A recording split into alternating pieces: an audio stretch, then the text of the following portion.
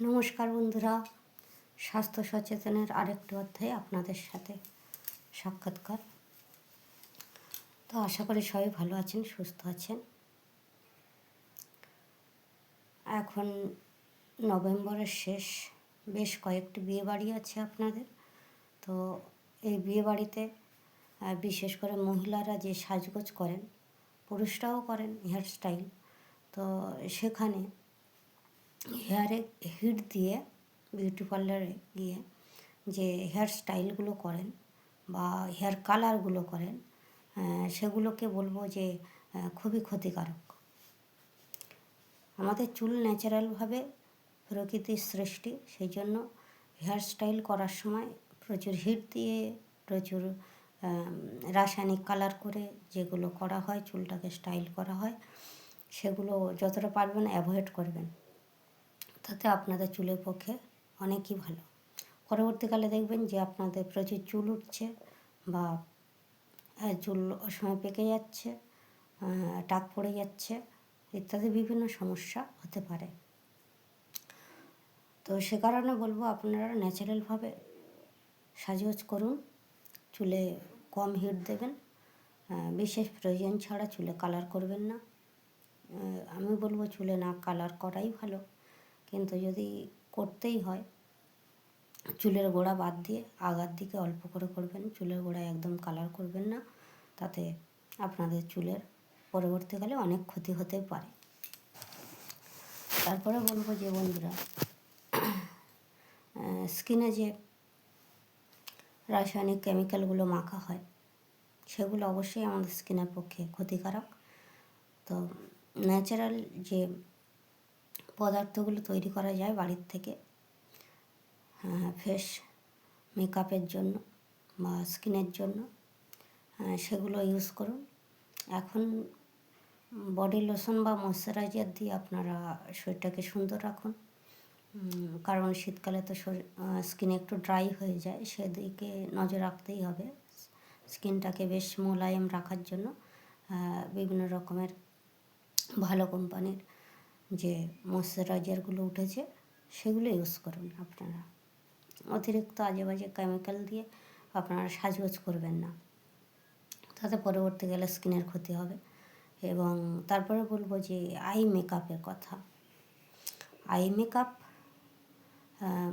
মহিলারা করলে সুন্দর লাগে অবশ্যই, কিন্তু সেখানে অতিরিক্ত আইলাইনার, মাস্কারা,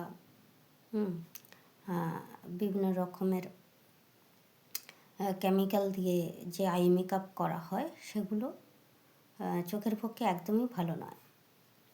পরবর্তীকালে চোখের দৃষ্টিশক্তির একটা বিঘ্ন হতে পারে, সেটা এখন না বুঝলেও পরে বুঝবেন।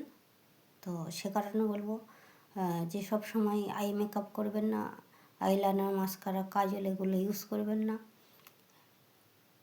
যতটা পারবেন কমে ব্যবহার করবেন, বিশেষ প্রয়োজন ছাড়া চোখে কোনো রকমের কাজল, মাস্কারা, আইলাইনার এগুলো ইউজ করবেন না। যদি বিয়ে বাড়িতে বা অনুষ্ঠান বাড়িতে যাচ্ছেন তখন করলেন, কিন্তু 1-2 ঘন্টা পরে সঙ্গে সঙ্গে ক্লিন করবেন। পরিষ্কার কটন বা রুমাল দিয়ে বা টিস্যু পেপার দিয়ে আপনারা চোখটাকে একদম পরিষ্কার ক্লিন করে নেবেন। বেশিক্ষণ আই মেকআপ করে থাকবেন না, চোখে প্রচুর ক্ষতি হয়। তারপরে বলবো যে লিপস্টিকের কথা। লিপস্টিক অবশ্যই মহিলারা পরেন, পরুন, অবশ্যই পরুন, সুন্দর লাগে পরলে, বা অনুষ্ঠান বাড়িতে গেলেই পরতে হয় সেটাও জানি। কিন্তু বলবো যে আপনারা যখন খাবার খাচ্ছেন, অনুষ্ঠান বাড়িতে গিয়ে অবশ্যই খাবার খাবেন, তো তখন আপনারা ব্যাগে একটা রুমাল বা টিস্যু পেপার অবশ্যই রাখছেন, এবং যে মুহূর্তে খাবার খাবেন সেই মুহূর্তে আপনারা ওই রুমাল বা টিস্যু পেপার দিয়ে সম্পূর্ণ ঠোঁটটাকে মুছে তারপরে খাবার খাবেন। তো এতে করে যে কেমিক্যালযুক্ত পদার্থগুলো আমাদের শরীরে প্রবেশ করবে না এবং তাতে কোনো সাইড এফেক্ট হবে না। এমনকি লিপস্টিকগুলো পেটের মধ্যে গিয়ে ফুড পয়জনও হতে পারে। তখন হয়তো ভাববেন যে বিয়ে বাড়িতে খেয়ে হয়েছে বা অনুষ্ঠান বাড়িতে খেয়ে হয়েছে, কিন্তু ব্যাপার হচ্ছে লিপস্টিক আমাদের প্রচুর ক্ষতি করে, সেই জন্য বলবো লিপস্টিক মুছে তবেই খাবেন খাবার। আর একটা বলবো যে আপনারা মহিলাদের কথা বলবো যে নেল পলিশ ব্যবহার করেন, তো সেই নেল পলিশ আমাদের নখগুলোতে লাগালে কিছুটা হলেও নার্ভের ক্ষতি করে, নার্ভের সাইড এফেক্ট করে। তো কম ব্যবহার করবেন, যখনও একান্ত অনুষ্ঠান বাড়িতে যাচ্ছেন তখনই ব্যবহার করুন, তারপরে রিমুভ করে দেবেন।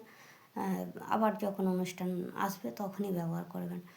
সব সময় সারা বছর বিভিন্ন সুন্দর সুন্দর ডিজাইন করে নখগুলোকে বড় করে নেল পলিশ ইউজ করছেন, এগুলো একদমই ভালো নয় শরীরের পক্ষে।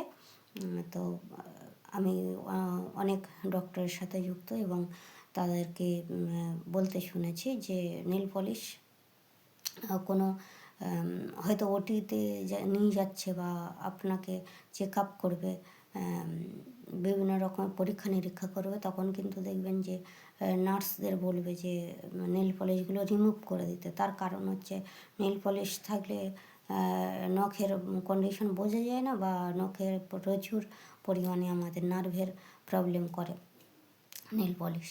তো যতটা পারবেন নেল পলিশ কম ইউজ করবেন, এবং যখন ইউজ করছেন অনুষ্ঠান বাড়িতে যাওয়ার সময় তখন অনুষ্ঠান বাড়ি শেষ হয়ে গেলে আপনারা রিমুভ করে দেবেন নেল পলিশগুলো, সবসময় রাখবেন না, এবং নখ বড় করে আপনারা থাকবেন না, তাতে পয়জনগুলো আমাদের নখের মধ্যে প্রবেশ করে এবং খাদ্যের মাধ্যমে আমাদের সেই পয়জনগুলো শরীরে প্রবেশ করে।